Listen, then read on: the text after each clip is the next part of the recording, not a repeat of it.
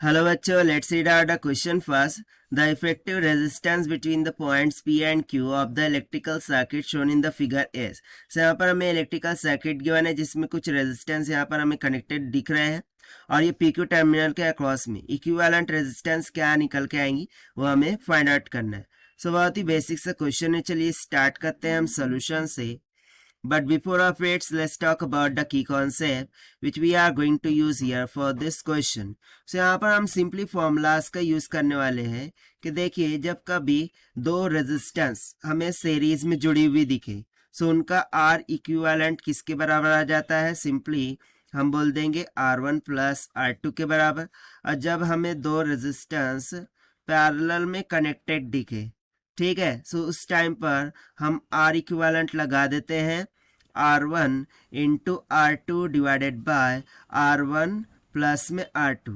ना इसी parallel combination में एक और कंसेप्ट देख लीजिए कि यदि R1 इक्वल्स टू R2 हो जाए और ये इक्वल हो जाए R के, सो उस टाइम पर यदि मैं देखिए सब्स्टिट्यूट करूँ R into R divided by R plus R, so नीचे हो जाएगा ऊपर तो हो गया R का square divided by twice of R. So एक R से एक R कैंसल, यानी कि R equivalent will be equals to R by 2. यानी कि दो इक्वल रेजिस्टेंस होंगी पैरेलल में, सो उनका कॉम्बिनेशन का R इक्विवेलेंट कितना आएगा, हाफ की इक्वल. ये बहुत ही इंपॉर्टेंट है, इसे हम यहाँ पर यूज करेंगे. देखिए कैसे.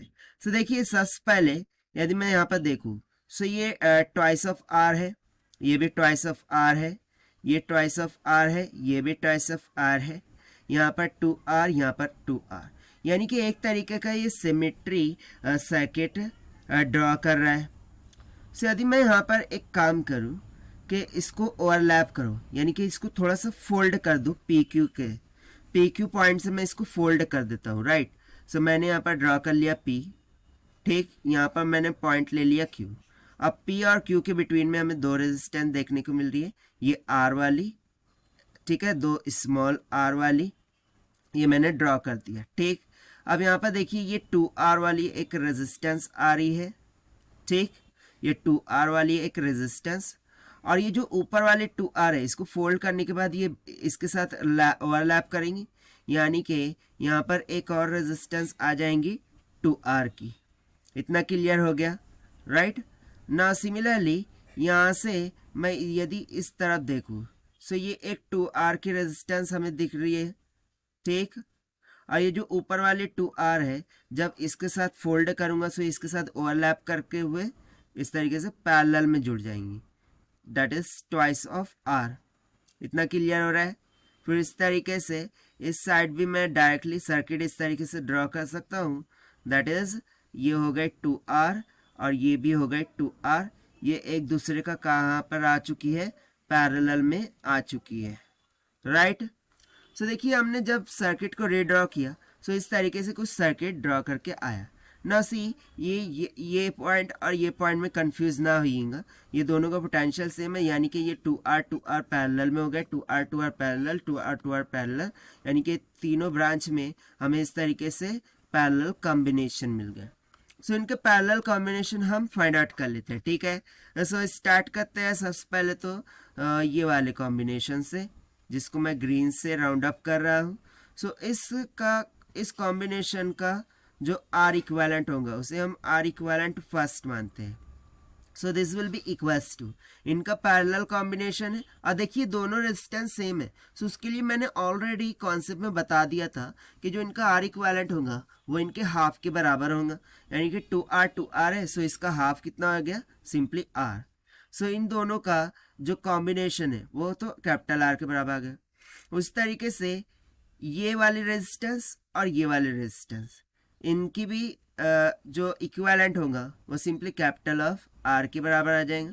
सो यहाँ से मैं बोल देता हूँ कि R equivalent two will comes out R equivalent 3 will comes out equals to capital R. और ये हमने कैसे लिखा है, बाय यूजिंग द कंसेप्ट. अब फिर से हम रीड्रॉ करते हैं सर्किट को. सो ये R ओहम की रेजिस्टर, ये स्मॉल R वाली, ठीक, ये एक कैपिटल R वाली, ये कैपिटल R वाली, ये कैपिटल R वाली, ठीक.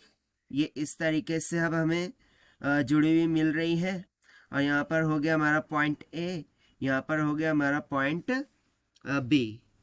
Now if you see that, so ये तो कौन सा सर्किट बन रहा है, व्हीटस्टोन ब्रिज, ठीक है ना। सो व्हीटस्टोन ब्रिज की जो बैलेंस कंडीशन है उसको चेक कर ले। सो देखिए इसको मैं मान लेता हूँ पी, इसको मान लेते हैं क्यू, इसको मान लेते हैं आर, और इसको मान लेते हैं एस। सो व्हीटस्टोन ब्रिज की बैलेंस कंडीशन क्या होती है उसको पहले डिस्कस कर लेते हैं कि व्हीटस्टोन ब्रिज बैलेंस कंडीशन, सो वो क्या आती है कि P बटा Q ये रेशियो इक्वल आना चाहिए R बटा S के। इतना क्लियर हो रहा है। तो चलिए हम इस रेशियो को थोड़ा सा कैलकुलेट करके देखते हैं। तो देखिए ये हमें दे रखा है स्मॉल r बटे कैपिटल R, स्मॉल r बटे कैपिटल R। सो देखिए रेशियो इक्वल आ रहा है, यहाँ से रेशियो इक्वल आ रहा है, दैट मीन्स कि व्हीटस्टोन ब्रिज वैलिड हो रहा है।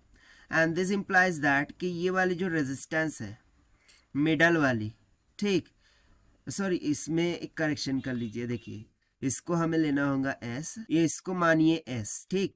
सो तब भी वही आएगा, व्हीटस्टोन ब्रिज तब भी वैलिड हो रहा है। सो व्हीटस्टोन ब्रिज जब भी वैलिड हो, सो ये मिडल वाली रेजिस्टेंस से कोई करंट फ्लो नहीं होता, उसमें से करंट का मान क्या हो जाता है 0, यानी कि बेसिकली ये रेजिस्टेंस सर्किट से हट जाती है। अब यदि ये हट जाए सो ये R प्लस R हो जाएगा, और ये नीचे का capital R plus capital R हो जाएगा, और ये दोनों फाइनली कॉम्बिनेशन में हो जाएंगे पैरेलल के। सो यहाँ से मैं लिख सकता हूँ कि जो RAB है this will be equals to the series combination of R plus R, and this will be parallel with the series combination of capital R plus capital R। So this will be equals to, ये हो जाएगा 2R parallel to R।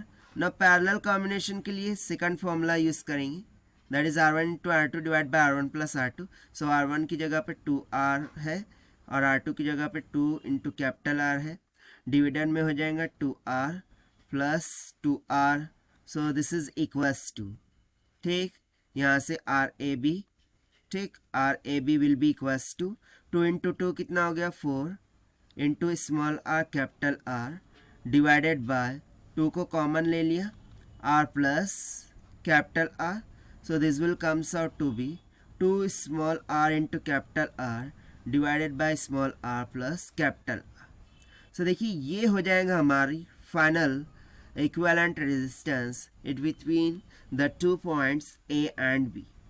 आइए हमने कैसे solve किया है, by using the concept of series parallel combination of resistors and Wheatstone bridge के concept से।